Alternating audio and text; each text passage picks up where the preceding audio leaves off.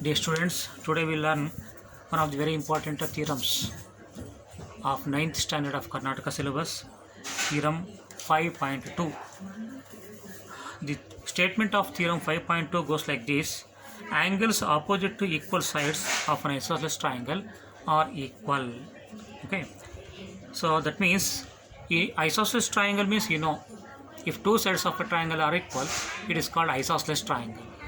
Okay, in that isosceles triangle, as two sides are equal, the angles opposite to equal sides are also equal. That we need to prove. So first we shall draw the figure. Angles opposite to equal sides of a triangle. Isosceles triangle is mentioned there. Therefore we should draw isosceles triangle. It should be P, Q, R. Isosceles means two sides must be equal. Let us take a PQ, PR equal. PQ, PR equal. Okay. So we have drawn the figure. Now we should write data. Data is nothing but a description of the figure. Data is nothing but a verbal form of the picture. So we write whatever there is in the figure. Here we have a triangle, which is a triangle PQR. So PQR is a triangle in which PQ is equal to PR. Two sides are equal given. Next is to prove.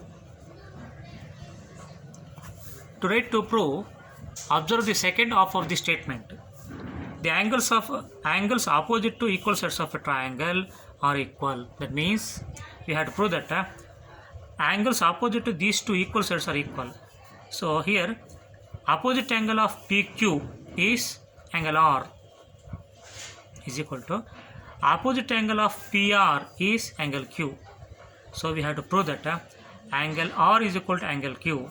That is, as two sides are equal, their opposite angles are equal. That is, we need to prove. Next is, to prove this, we need to change the figure, because we can't prove it as it is by using only the data figure. We have to make some change in the figure. That change in the figure that is not given in the data, that we make on our own for our convenience to prove what we need to prove, is called construction. So simply we can say that construction is something change in the figure. Okay, here the construction is, we should draw a line from P to the base. Let it be S.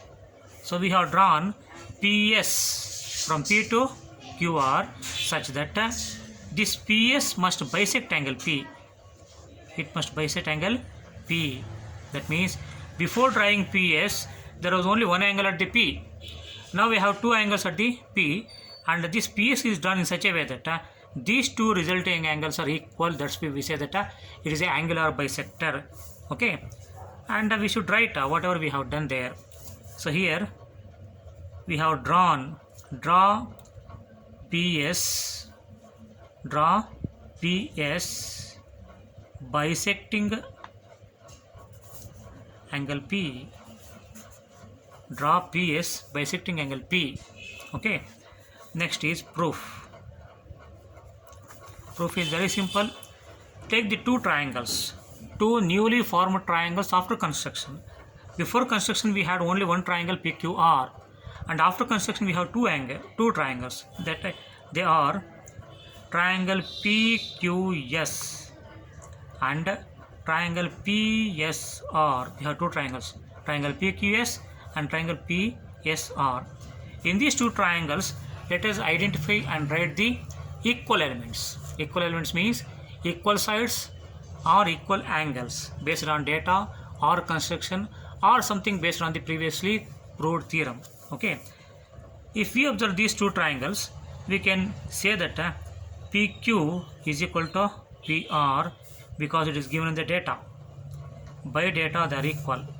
Then we can say that angle QPS is equal to angle SPR, because angle QPS and angle SPR, these are the resulting angles of construction, and the construction is done in such a way that angle P is bisected.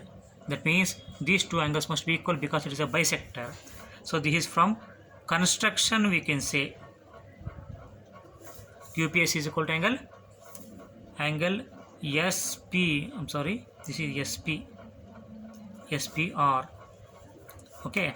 Next is we can say PS is equal to PS because PS is the side that we can observe in triangle PQS. In triangle PQS we have PS. In triangle PSR also we have PS. So PS is a common side in both the triangles. Therefore PS must be equal to PS because it is a common side.